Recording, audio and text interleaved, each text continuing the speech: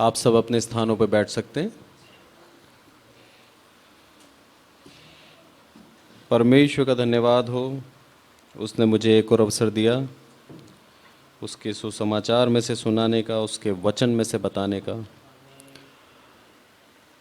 परमेश्वर मनुष्य को बेहद प्यार करता है, हम सब जानते हैं।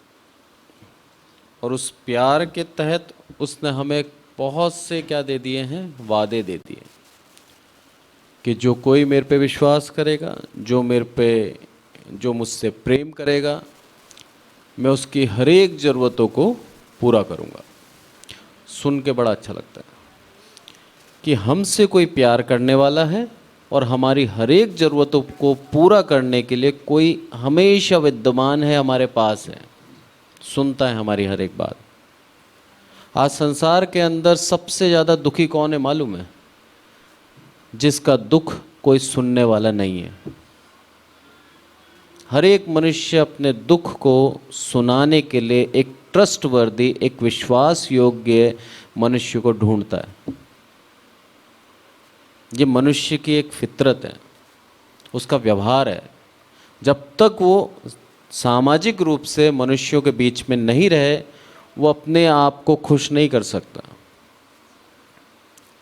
हम कोई भी नया सामान लेके आते हैं, कुछ भी नया करते हैं, सबसे पहले हमारी क्या इच्छा होती है कि हम हमारे दोस्तों को दिखाएं, हमारे जान पहचान वालों को बताएं, और फिर हम उनके रिएक्शन सुने, और वो जब तारीफ़ करते हैं तब हमें अच्छा लगता है, हमें खुशी मिलती है। उस सामान से ज़्यादा मिलती है जब उसकी तारीफ़ हमें मिलने लगती है। ऐसे हमारे दुखों के लिए भी है। जब तक हम दुख बोलकर हल्के नहीं हो जाते, तब तक हमारा मन शांत नहीं होता। ऐसे में एक है हमेशा जो हमारे दुख सुख में हमेशा खड़ा रहता है, वो हमारा प्रभु यीशु मसीह। विश्वास करेंगे तो आपके साथ है, विश्वास नहीं करते तो आप ढूंढते रहें। प्रभु यीशु मसीह कहता है, मुझे अपना मित्र, बोला हर एक विश्वासी जो मुझ पे विश्वास करता है मैं उसको मित्र बना लूँगा। मित्र की खासियत यही होती है, कुछ छुपा नहीं होता मित्र से, इसीलिए मित्र बोला है। माँ बाप से आप छुपा सकते हैं, अपने बच्चों से छुपा सकते हैं, भाई बहनों से छुपा लेते हैं, पर एक मित्र ही ऐसा होता है जो हमारे राज को जानता है, हम उसके सामने कुछ छुपाते नहीं। प्रभु यीशु मसीह चाहता है हम उसके मित्र बन जाएं। जो भी गलतियां हैं उसके सामने बोलें और बता दें, अपने दिल को हल्का कर लें। अगर आप साइकेट्रिस्ट को हिंदी में है मनोविज्ञान चिकित्सक, मनोचिकित्सक के पास जाएं, और यदि आप एक शौक के कोई एक गहरा आपको शौक लग चुका है और आपने कभी रिएक्शन नहीं दिया, तो वो एक बीमारी हो जाती है। कल ही मेरे एक फ्रेंड है, उसका मतलब दोस्त की बहन है, कल उसके बारे में पता लगा। कलीसिया से निवेदन करूँगा उसके लिए प्रार्थना भी करना। उस लड़की को उसके पिता ने इस तरह से डांटा कोई गलती पर, जो उसको गहरा सदमा लग गया। और उस सदमा लगने से, आज नहीं, करीबन 2-3 साल हो गए, पर आज उसने खुल के बताया। उस सदमा लगने के कारण वो लड़की एकदम 2 घंटे बिल्कुल शांत, कोई रिएक्शन नहीं दिया, शॉक हो गई। उसके बाद रोई थोड़ा सा, पर वो जो सदमा लगा उसके दिमाग पे ऐसा गहरा असर हुआ कि आज वो मानसिक रोगी बन गई है। सोचे कितना ज़्यादा ज़रूरी है हमको खुलकर बोलना। मानसिक रोगी बन गई वो। 55 किलो वजन था, 35 रह गया। दिमाग संतुलन में नहीं है, आपका वजन कम हो गया, आप जो खा रहे हो आपको अंग नहीं लग रहा। और प्रभु यीशु मसीह क्या बोलता है? मैं तुम्हें शांति देता हूँ। हमारे मन में शांति रहेगी तो ऑटोमेटिक हमारा स्वास्थ्य अच्छा रहेगा, हम जो खाएंगे हमें अंग लगेगा। यही कारण था दानियल, जो पिछले दिनों में बताया अजीत भैया ने, कि दानियल ने साग पात खाकर भी उनके मुंह पे चमक आ गई, रीज़न यही था। मन में शांति, परमेश्वर उनके साथ है, ये उनको मालूम था और उनको किसी बात का डर नहीं था। जबकि राज्य दूसरा था, गुलामी में थे। इन लोगों को चुना गया था क्योंकि ये समझदार थे, इनको ट्रेनिंग दी गई और ट्रेनिंग के बाद इनको अपने महल में लाया गया।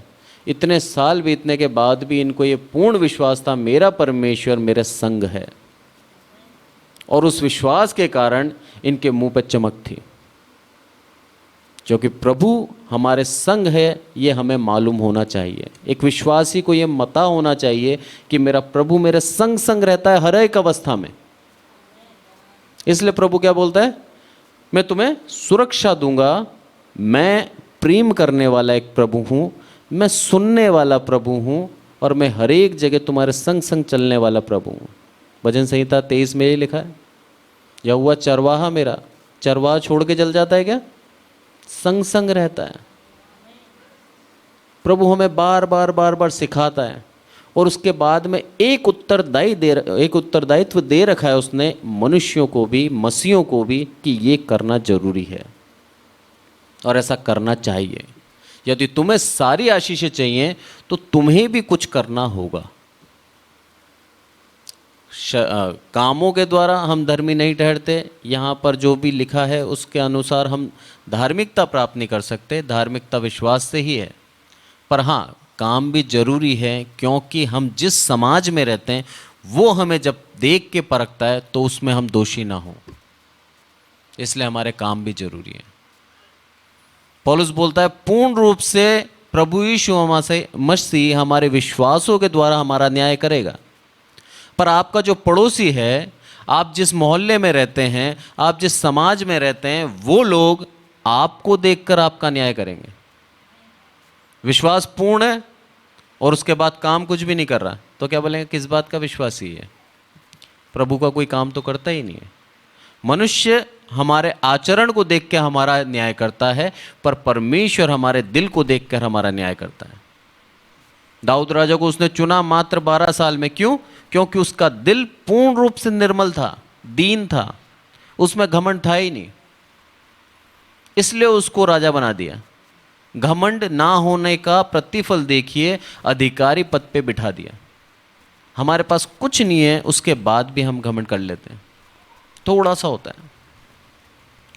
उसमें घमंड क्यों करते हैं? क्योंकि हमारे सराउंडिंग, हमारे आसपास के लोगों के पास हमारे से कम है, बस। मेरा एक फ्रेंड, मैं उसके बारे में बताता हूँ, दिल्ली में था वो, अब वापस कोटा आ गया। दिल्ली में कमाता था वो करीबन 2.5 लाख 3 लाख रुपए महीना। कोटा के हिसाब से देखा जाए तो बहुत है। हम यहाँ पर एक अच्छी ज़िंदगी जी सकते हैं, पर दिल्ली महंगा बहुत है। जिनके बीच में वो उठता बैठता था, वो 1 महीने का 1 करोड़ कमाते थे। 1 करोड़। टीचर था वो, तो वो सिर्फ टीचिंग के उसको 3 लाख रुपए महीना देते थे, पर जिस मालिक की वो कोचिंग थी वो 1 करोड़ रुपए कमाता था। इनके साथ ही आगे बढ़ा, वो आगे निकल गया, ये पीछे रह गया। छोटी मोटी शॉपिंग उनकी लाखों में होती थी। एक दिन की पार्टी उनकी 1 लाख 2 लाख का खर्चा आ रहा है। अंदर ही अंदर उसको लगने लगा कि मैं जो ज़िंदगी जी रहा हूँ अच्छी नहीं है, मेरे पास कुछ नहीं है। उस गिलानी से वो जॉब छोड़कर कोटा में आ गया। सिर्फ वो गिलानी कि मैं इसके बराबर नहीं हो सकता कभी, मैं इतने ऐशो आराम नहीं कर सकता। वो 3 लाख भी उसको गरीबी का एहसास दिलाते थे, और वो छोड़ के आ गया। इसीलिए प्रभु बोलता है संसार के जैसे ना बनो। क्यों? तुम्हारे पास जो है ना, उसका सुख भी भोगना छोड़ दोगे तुम, उसका आनंद लेना छोड़ दोगे और कंपैरिजन में मर जाओगे। आज हम सोचते हैं कि 3 लाख मंथली हमें मिले तो राजा की जिंदगी जिएंगे, पर जब मिल जाएंगे तब वो भी थोड़े हो जाएंगे। जब तक चीज हमारे पास नहीं है तब तक वो बहुत अच्छी है, आ जाती है तो उसमें कमियां दिखती हैं। ये सच्चाई है। परमेश्वर इसलिए बोलता है जो है तुम्हारे पास उसका धन्यवाद करके अपने जीवन को बिताओ, वो भी काफी है। अगर अपने नीचे देखो तो।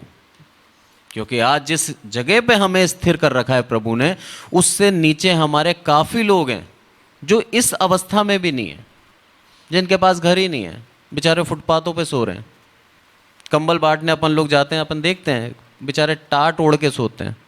हमको गर्म घर दे रखे हैं, रजाई दे रखी है, गद्दा दे रखा है, बेड अच्छा है हमारे पास, पर हम उसका आनंद उठाना छोड़कर हम दूसरे सपने देखते हैं। इसलिए प्रभु बार बार बार बार हमें याद दिलाता है, हमारी हर एक अवस्था में उसको धन्यवाद दें। प्रभु तूने जो दिया वो बहुत अधिक है, इस योग्य भी नहीं था मैं, पर तूने यहां तक तो पहुंचाया। आज वो कोटा में आ चुका है, और आज जब वो कमाता है तो बोलता है कि आज मैं उससे भी कम हो गया हूं। मात्र 80,000 रुपये कमा रहा है। कहाँ 3 लाख, कहाँ 80,000। पर यहां पर उससे ऊपर कमाने वाला, बराबर वाले सब मिल रहे हैं, पर ऊपर 1-2 ही हैं। तो यहां पर वो शांति में है कि टेंशन नहीं है, इतना ज़्यादा खर्चा करने वाला कोई नहीं है। हम दूसरों को देखकर अपने जीवन में दुख लेके आते हैं। प्रभु बोलता है मेरी तरफ निगाहें कर, कभी दुख नहीं होगा। आइए हम निकालें पत्रस और उसका 2:11, पहला पत्रस 2:11। यहाँ पर मसीह उत्तरदायित्व के बारे में बताया परमेश्वर ने पत्रस के द्वारा। तो यहाँ पर लिखा है, हे प्रियो, मैं तुमसे विनती करता हूँ, तुम अपने आप को परदेसी और यात्री जानकर उन सांसारिक अभिलाषाओं से जो आत्मा से विरुद्ध युद्ध करती हैं बचे रहो। ये है मसीह उत्तरदायित्व। एक मसीह होने के नाते हमें ये करना चाहिए कि हम सांसारिक अभिलाषाएं जो हमारे शरीर के विरुद्ध युद्ध करती हैं उससे हम दूर रहें।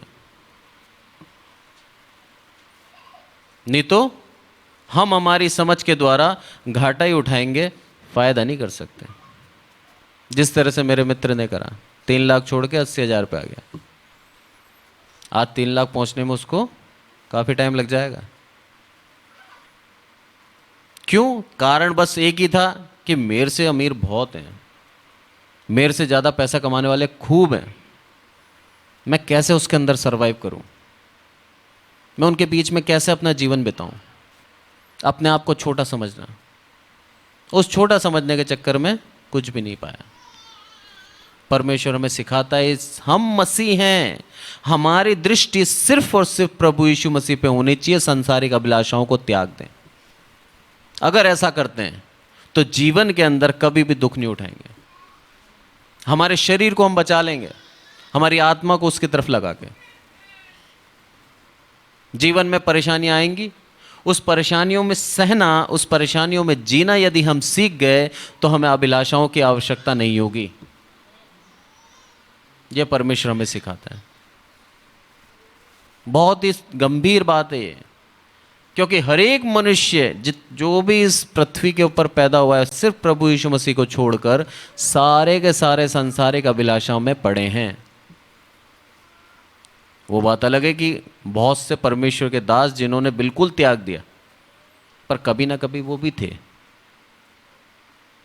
एक व्यक्ति है हनोक, जिसके लिए लिखा है बचपन से ही वो परमेश्वर के संग संग चला।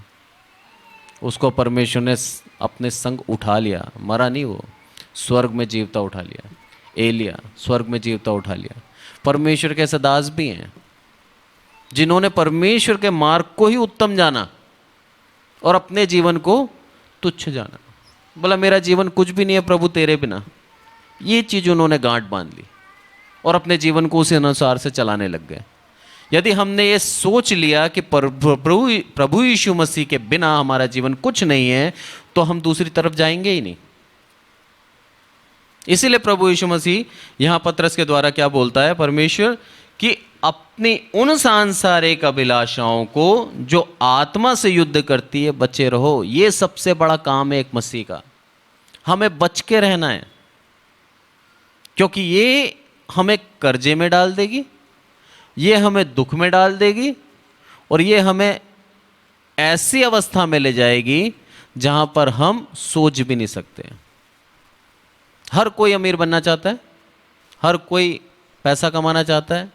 कई बार मैं बोल चुका हूँ, आपको याद हो तो 2000 शायद 19 या 17 की बात है, एक पेपर में आर्टिकल आया था, एक व्यक्ति ने गोल्ड की शर्ट बनाई थी, पूरी सोने की शर्ट, आप गूगल पे सर्च कर सकते हैं।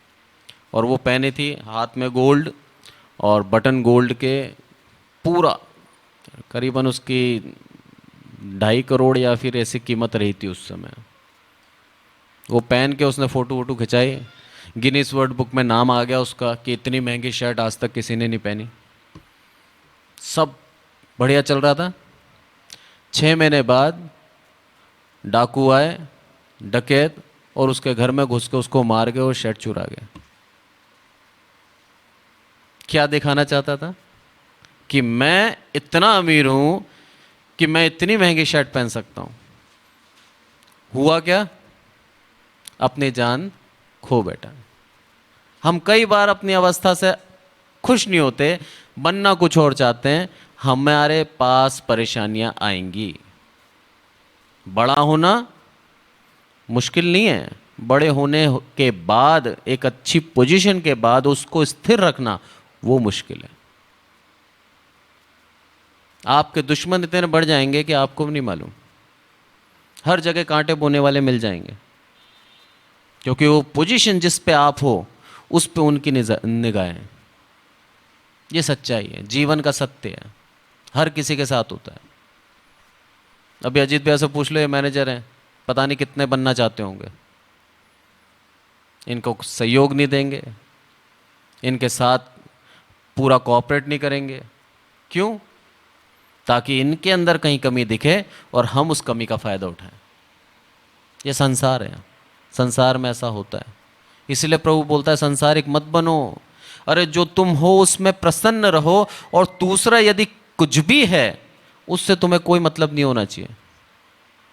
परमेश्वर ने आपको जो दिया है धन्यवाद देना सीख जाओ। प्रतिदिन हम धन्यवाद देना सीख गए ना, तो प्रभु हमको आशीष का भंडार दे देगा, ढेर सारी आशीष देगा। पर यदि धन्यवादी नहीं है हम, तो हमारे आशीष ब्लॉक कर देता है, रोक देता है, वो फिर नहीं देगा। परमेश्वर के ने हर एक माता पिता को और ये जो जीवन चक्र बनाया है उसके और हमारे प्रेम को समझाने के लिए ही बनाया है। ये एक पुत्र को हम पालते हैं, बड़ा करते हैं पूरे प्रेम के साथ, रात भर माँ उसको देखती रहती है। इतना प्रेम, इतना सब कुछ करने के बाद जब वो पुत्र बड़ा होता है और अपने इच्छा से अपने जीवन को चलाता है, माँ बाप को क्या ठेस होती है। प्रभु बोलता है मैंने भी तुम्हारे साथ ऐसा ही किया, जीवन भर तुम्हें संभाला, और जैसे ही तुम बड़े हो गए, समझदार हो गए, सांसारिक हो गए, मुझे छोड़ के संसार के पीछे भाग गए, पैसा कमाने चले गए। अरे मेरे थे तुम।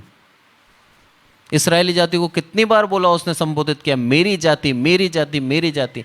बार बार वो मेरी जाति ग्रह देवता को पूजने लग जाती थी, बार बार वो जो मेरी जाति है अन्याय करने लग जाती थी, परमेश्वर को छोड़ देती थी। उसके बाद भी प्रभु क्या बोलता है? मेरी जाति। ये प्रेम है प्रभु का हम लोगों से, और आज उसने हम सबको जो अन्य जाति थे उस मेरी जाति में जोड़ दिया। हम सब जुड़ चुके हैं इस्राएल के अंदर, उसकी निज प्रजा बन चुके हैं। अब हमें क्या करना है? सिर्फ और सिर्फ उसकी इच्छाओं के अनुसार अपने जीवन को बिताना है। इन अभिलाषाओं को मारना सीखना पड़ेगा। यदि नहीं मारते हैं तो जीवन के अंदर परेशानियां बढ़ेंगी। इच्छाओं को दबाना आना चाहिए, संतुष्ट होना सीखना पड़ेगा। जब तक जीवन में संतुष्ट नहीं होंगे तब तक हमारा जीवन विचलित रहेगा और हलचल बनी रहेगी जीवन के अंदर, शांत नहीं चलेगा।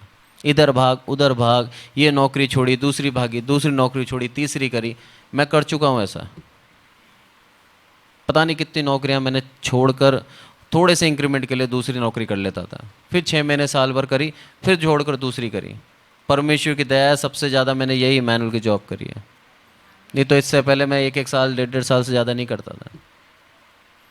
अब प्रभु सिखा रहा है कि संतुष्ट होना सीख जा थोड़े में। जब तू थोड़े में संतुष्ट होना सीख जाएगा तब तेरे को ज़्यादा दूंगा तो भी संतुष्ट ही रहेगा तू। एक अवस्था के बाद हमें सब कुछ प्रभु देता है। रीजन आप कभी सोचते हैं? एकदम छोटे में नहीं देता। एक अवस्था के बाद, आपकी 50 के बाद, 60 के बाद आपके पास इनकम भी बहुत हो जाएगी, सब कुछ हो जाएगा। रीजन, अब आपके अंदर वो लालच नहीं रहा जो 20 साल में था। अब वो अभिलाषाएं भी खत्म हो गई, सब कुछ इस्तेमाल कर चुके हैं, अब वो इच्छा भी खत्म हो गई। अब आप उन पैसों का सही उपयोग करोगे, उसके राज्य को बढ़ाने में आगे लगाओगे। पर उससे पहले हम अपनी ही अभिलाषा पूरी करते रहते हैं। इसलिए बोलता है यहां पर, वो आगे बोलता है, अन्य जातियों में से में तुम्हारा चाल चलन भला हो। प्रभु दिखाना चाहता है बार बार, मेरी जाति और अन्य जाति डिफरेंट दिखना चाहिए, साफ। उनके चाल चलन और मेरी जाति के चाल चलन अलग, पहचान ले दुनिया। यदि ऐसा नहीं है तो हम मसीह नहीं है। दूर से ही लोग कह दें कि हाँ यार, ये जो हैं ये कुछ अलग ही हैं, इनमें लड़ाई नहीं देखी हमने, इनमें झगड़ा नहीं देखा हमने, इनके घर में हमेशा खुशी और आनंद का माहौल रहता है, इनके घर में कभी भी कलह नहीं देखा हमने। ये डिफरेंस है परमेश्वर की जाति और सांसारिक जाति में, अन्य जाति में। अन्य जाति छोटी छोटी चीज़ों के लिए कलह करते रहते हैं, और हमें प्रभु ने क्या सिखाया? क्षमा करो। कोई भी आता है, क्षमा करो, उदारता से करो, जिस तरह से मैंने करा है। जब हमारे अंदर संतुष्टि और क्षमा हो जाएगी तो आप सोचिए हमारे जीवन में कलह रहेगा क्या? नहीं रहेगा। कोई पाप करता है हमारे विरुद्ध, क्षमा कर दिया, हम उससे आर्गुमेंट ही नहीं करेंगे, हम उससे लड़ेंगे ही नहीं, क्योंकि जीवन में क्षमा प्रभु ने हमें दे दी। जब क्षमा नहीं होती तब हमारे जीवन के अंदर हम आर्गुमेंट करते हैं। इसलिए प्रभु बोलता है क्षमा भी दे, उदारता से, जैसे मैंने की वैसे ही तुम भी क्षमा करो, आज्ञा है प्रभु की। और प्रभु ने कैसे क्षमा करी?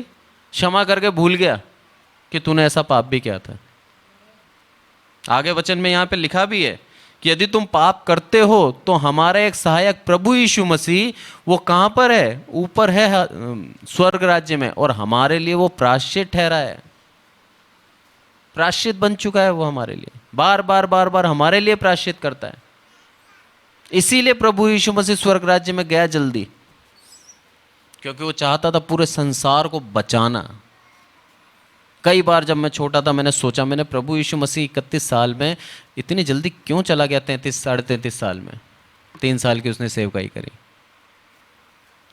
ज़्यादा रह सकता था, 100 साल के बाद जाता, 150 साल के बाद जाता। उसके अंदर पाप था नहीं, उसको मृत्यु छू नहीं सकती थी। जितना रहता उतना संसार का भला होता रहता। कई बार मैं सोचता हूँ, पता नहीं आप लोग सोचते नहीं सोचते, पर मेरे दिमाग में उल्टे उल्टे ख्याल चलते हैं। बाइबल पढ़ता हूँ तो कुछ नया सोचता हूँ कि ऐसा भी क्यों नहीं हुआ, होना चाहिए था। जवाब यहाँ आता है, जल्दी चला गया क्योंकि वो सारे संसार के लिए प्रार्थना कर रहा था, प्रभु के दाहिने बैठ के परमेश्वर के, और विनती मांग रहा है बार बार बार बार। प्रायश्चित का एक उसने उपाय दे दिया कि जो कोई मुझ पे विश्वास करे वो अनंत जीवन पाए। एक अकेला मनुष्य था, शारीरिक रूप में था, आत्मिक रूप में नहीं था। उसकी बाउंडेशन थी कि एक जगह पर, एक स्थान पर, एक जगह, एक समय पर, एक जगह ही रह सकता है। शरीर की बाउंडेशन है ये। पर आत्मा में है तो आज पूरे संसार में जहां जहां कलीसियाएं लग रही हैं, सब जगह विद्यमान है मेरा प्रभु यीशु मसीह, क्योंकि आत्मा में वो सब जगह विद्यमान हो सकता है। उसके बाद सबके पापों के लिए निरंतर प्रायश्चित के लिए प्रार्थना करता रह रहा है, जब से लेके आज तक 2022 साल बीत चुके हैं, पर उसकी प्रार्थना निरंतर रुकी नहीं है। हम प्रार्थना करते समय सोचते हैं करी थी, हुई नहीं, दोबारा करें नहीं करें, फिर आदमी ढूंढते हैं। हमारी प्रार्थना नहीं सुन रहा प्रभु, शायद इनकी सुन ले, इनकी सुन ले। पर वचन क्या बोलता है? आज ही मेरे को सैमसन ने मैसेज दिया, बोले समय आ चुका है कि हम क्या करें, अपने घुटने टेकें और अपनी आंखों को बंद करके मुझसे मांगें। क्योंकि आप लोगों को भी इस खबर लग गई होगी, वर्ल्ड विजन इतनी बड़ी संस्था है, 108 देशों में है शायद, बहुत बड़ी संस्था, WHO के बाद उसका नाम आता है।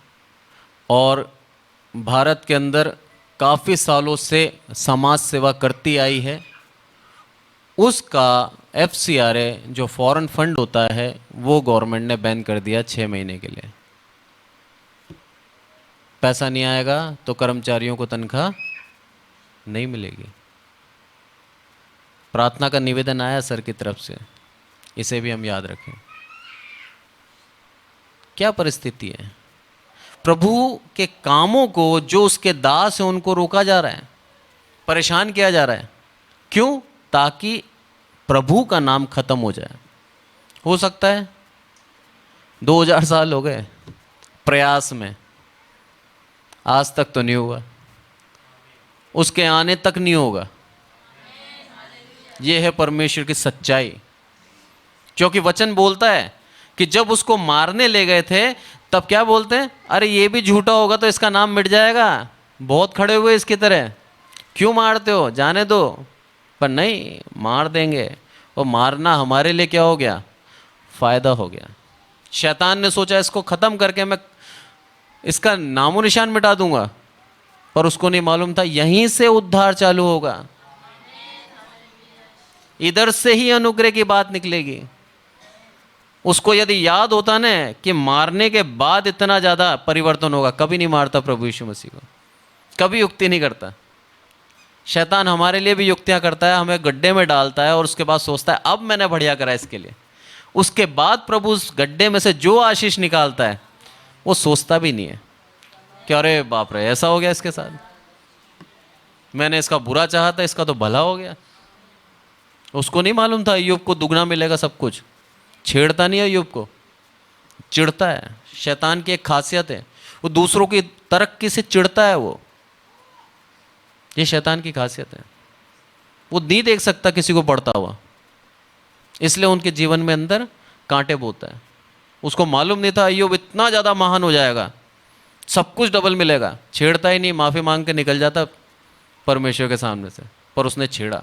उसको क्या लगा? मनुष्य को मैं जानता हूँ, मनुष्य की फितरत में जानता हूँ कि उसको छेड़ते ही वो परमेश्वर को बुरा बोलता है, खिलाफ चला जाता है।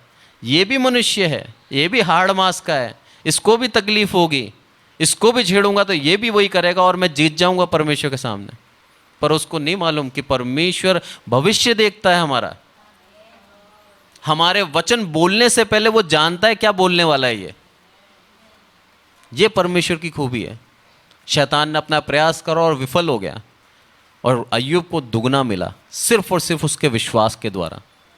वो ये जानता था मैं जिसके ऊपर विश्वास करता हूँ, मैं जिसको अपना परमेश्वर करके मानता हूँ, वो कभी झूठा नहीं हो सकता। आज हमारा विश्वास भी यही होना चाहिए, जिसके ऊपर हम विश्वास करते हैं वो हमारा परमेश्वर प्रभु यीशु मसीह कभी झूठा नहीं होगा। वचन कहता है विश्वास करो तो तुम्हें क्या होगा? कभी अनादर का सामना नहीं करना पड़ेगा। तो जितनों ने उसके ऊपर विश्वास किया कभी भी निरादर नहीं हुए वो लोग। ये वचन की खूबी है। इसलिए बोलता है वो आगे कि ताकि जिन जिन बातों में वे तुम्हें कुकर्मी जानकर बदनाम करते हैं, वे तुम्हारे भले काम को देखकर उन्हीं के कारण कृपा दृष्टि के दिन परमेश्वर की महिमा करें। अरे आज जिन तुम्हारे व्यवहार को देख के तुम्हारे क्या करते हैं? वो बदनामी करते हैं। आज तुम्हें बोलते हैं कि तुम गलत कर रहे हो, आज तुम्हें बोलते हैं कि तुम्हारे जो आचरण है वो सही नहीं है, लड़ते हो तुमसे। सब कुछ बदल देना तुम, ताकि जब कृपा दृष्टि का दिन आए तब परमेश्वर के सामने तुम्हारी महिमा करें। यही लोग महिमा करेंगे। और आज सच्चाई देख लो, आप अपने मोहल्ले में अपनी तारीफ सुन सकते हो दूसरे के मुंह से। ये परमेश्वर की दया है एक विश्वासियों के ऊपर। वो यही बोलते हैं कि हाँ ये जो पड़ोसी आए हमारे बहुत अच्छे हैं। आज 25 साल से रहने पर कभी झगड़ा नहीं करा हमसे, कभी लड़ाई नहीं करी हमसे। इनके रहने से हमारे को विश्वास रहता है, इनके कारण हम अपने घरों को खुला छोड़ जाते हैं। ये विश्वास प्रभु देगा उनको, सिर्फ और सिर्फ क्यों? क्योंकि मसीह के ऊपर हमारा विश्वास है। प्रभु चाहता है जगत हम पे विश्वास करे। ये प्रभु की दया है। पता नहीं कितने लोग हैं जो हमको देखकर अपने जीवन को बदलना चाहते हैं, बदलते भी हैं। कि अगर जीवन में आशीष चाहिए तो वैसा बन जाए। जैसे बड़े अंकल को देख के पता नहीं कितने लोगों ने अपने जीवन को बदल दिया। इतने महान व्यक्ति, परमेश्वर की छवि दिखने लग जाती है। वो जब ही होगा जब हम उसके ऊपर पूर्ण विश्वास करेंगे, उसके अनुसार अपने जीवन को चलाएंगे। प्रभु कई बार हमें सिखाता है, बार बार बार बार बताता है। और आज इसने उत्तरदायित्व बताया एक मसीह का, कि हम सांसारिक ना हो और संसार को दिखाने के लिए अपने जीवन को बदलना बहुत आवश्यक है। अपने कामों को सुधारना बहुत आवश्यक है। अगर हम अपने जीवन को सुधार के चला रहे हैं तो उसी में बने रहें। परेशानियां आएंगी पर उन परेशानियों से निकाल के दिखाएगा मेरा प्रभु। शद्रक मेशक अबेदनगो, परेशानी आई जीवन में, आग में डाल देंगे। अपने प्राणों को त्यागने का भी जब समय आया तो क्या बोलते हैं, प्रभु तेरे नाम को नहीं छोड़ेंगे, मर जाएं तो मर जाएं। उस समय प्रभु ने अपना पराक्रम दिखा के उनको बचा लिया और दिखा दिया सबको कि मैं जीवता परमेश्वर इनके संग हूं। भले कुछ भी कर ले बेबीलोन का राजा, मेरे लोगों को नहीं मार सकता। ये परमेश्वर का एक दया थी और आज भी है, यदि हम उसके ऊपर पूर्ण विश्वास करते हैं। क्योंकि उसका वचन कहता है कल आज और युगान युग परमेश्वर एक सा है, वो नहीं बदलता। हमारा विश्वास की कमी हमें बुराई में, हमें गंदगी में, हमें मुसीबत में पहुंचा देती है। यदि हमारे उस विश्वास में कमी ना हो तो आज हम भी वैसे ही महान जीवन जी सकते हैं जैसे उन दासों ने जिया था। परमेश्वर बहुत कुछ सिखाता है। यहां पर हम देखते हैं इसका पहले का मनुष्य क्या है, ये चीज उसने बताई है। पहला पत्रस उसके 24 में 1 का 24।